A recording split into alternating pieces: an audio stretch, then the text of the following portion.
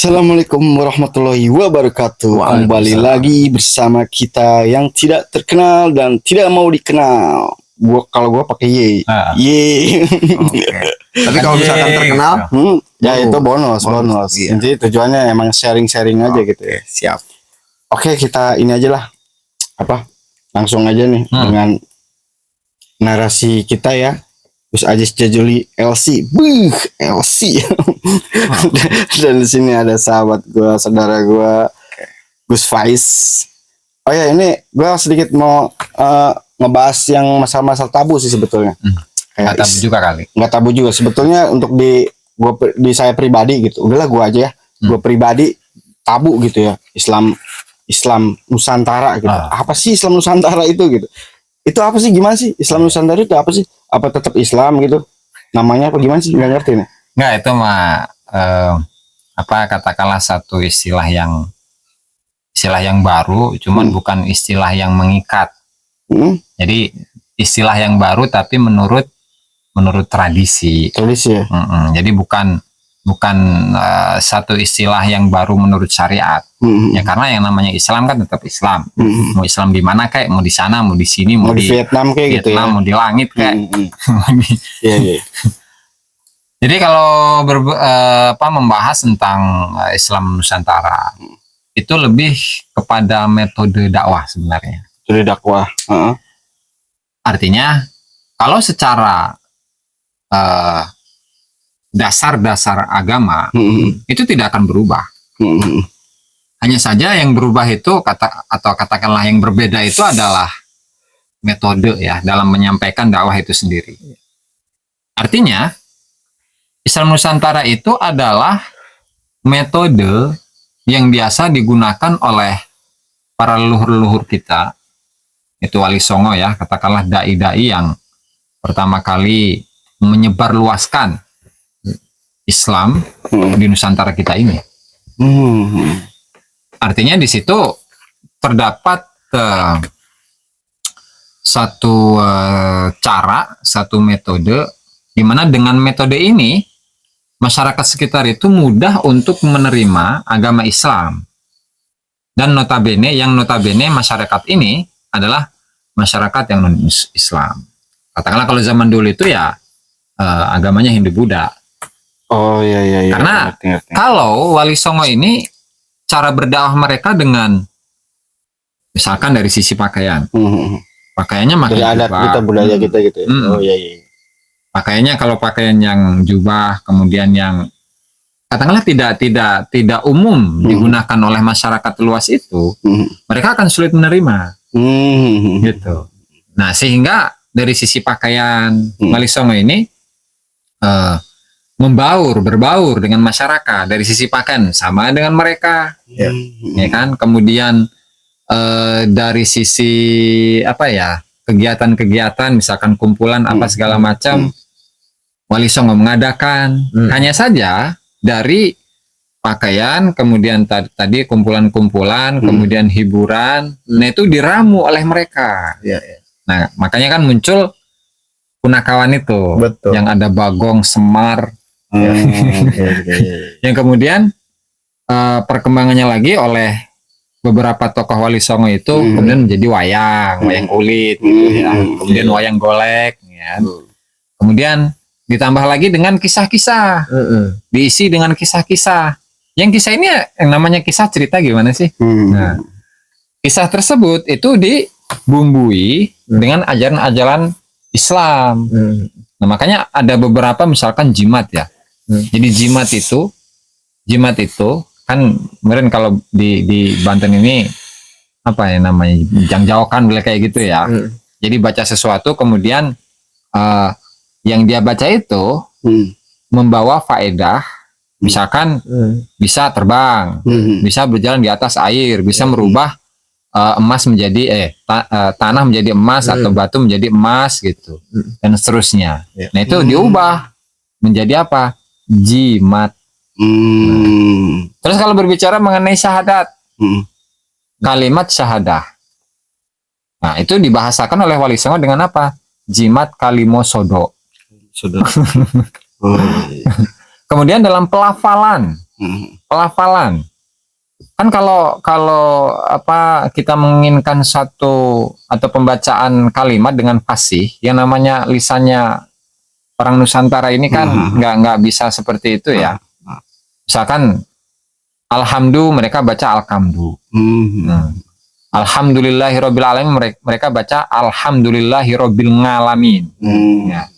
Kemudian ketika membaca ya hayyu ya qayyum, ya kayyuku ya kayyumu. Dan seterusnya. Nah, itu adalah contoh-contoh dari Islam Nusantara. Oh, berarti kesimpulannya Islam tuh yang diserap ajarannya bukan budaya Arabnya gitu ya. Betul. Nah, untuk Islam ini kalau saya tabu sih kalau bagi saya karena emang proses belajar ya. Nah, kalau menurut Gus Ajis misalnya di Indonesia kan budaya berbeda-beda ya. Maksudnya banyak budaya lah. Tentang apa? Selamatan misalnya seorang nelayan ngebuang kepala kebo gitu. Nah itu tuh gimana tanggapannya itu? Kayak ruat-ruatan gitu. Itu tuh gimana? Apa ada yang menentang apa gimana gitu? Itu menurut saya itu pun juga sama ya. Artinya itu adalah bagian dari Islam Nusantara itu sendiri. Artinya ada beberapa tradisi-tradisi yang dilakukan oleh masyarakat kita. Misalkan dalam katakanlah selamatan ya, ketika kita bangun rumah kemudian selamatan pakai apa itu bubur merah atau dengan ngasih apa kembang segala macam gitu ya, dan seterusnya. Atau kalau di kalangan nelayan itu ada apa istilah kemarin tuh? Ya buang lempar kepala kebo atau sapi di laut gitu ya. Ya, walhasil itu semua adalah kalau kita memandangnya dari sisi yang objektif. Itu semua bertujuan apa? Bertujuan untuk meminta kepada Allah. Dengan cara apa? Dengan cara bersedekah. Misalkan ketika kembang ini adalah hal yang katakanlah disukai oleh jin gitu ya. Artinya kita berdoa kepada Allah dengan adanya sesajen lah katakan itu ya, sesajen ini itu menjadi makanannya jin yang jahat, agar jin ini tidak mengganggu orang yang akan tinggal di dalam rumah itu. Atau misalkan sesajen itu ditaruh di sawah itu pun sama. Atau misalkan tadi membuang kepala kerbau ke laut. Kalau itu untuk ikan. Artinya dari semua itu yang bisa diambil satu pokok, satu intisari adalah kita itu bersedekah kepada makhluknya Allah Ta'ala. Jin kan makhluk Allah Ta'ala. Emang apa salahnya kita itu ngasih makan buat jin, dan dengan wasilah kita ngasih makan kepada jin meskipun berupa kembang, bunga, itu bisa menjadi wasilah terkabulnya doa kita. Ya, kembang atau apa, telur lah atau apa itulah ya, beras segala macam. Atau kalau di yang di laut misalkan kita ngasih kepala kebo di laut, kita buang di laut, itu kan ikan emang nggak makan daging. Artinya kita memberikan makan kepada karena itu adat istiadat ya. Betul. Ya kayak karena apa kayak tumpeng juga kan. Betul. Adat istiadat. Jadi lebih kepada pemaknaan secara umum tentang sedekah. Nah, sedekah gitu. Betul. Intinya tujuan tetap ke Allah ya. Tetap ke Allah. Iya. Nah kayak kalau kayak yang ini nih kan saya juga nggak ngerti kayak buhur, kok pakai buhur yang gitu tuh. Itu gimana itu tanggapan bisa sih? Apa sih namanya? Iya. Wangi-wangian buhur gitu ya. Iya, kalau orang di non muslim itu dupa gitu. Iya, sebetulnya mah rangkaiannya juga sama kayak tadi. Itu sama aja apa prakteknya tradisi Jawa ya.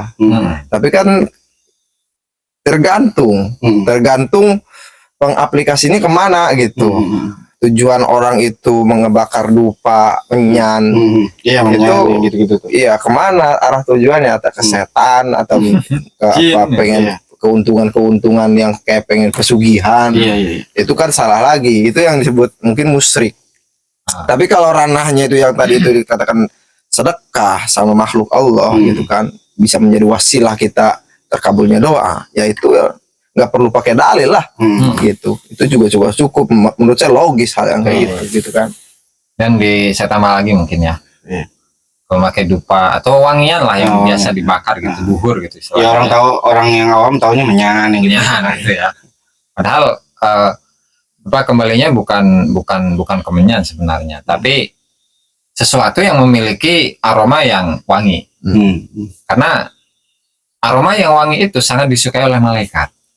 Bahkan sebagian keterangan ada keterangan bahwasannya makanannya malaikat itu ya aroma wangi.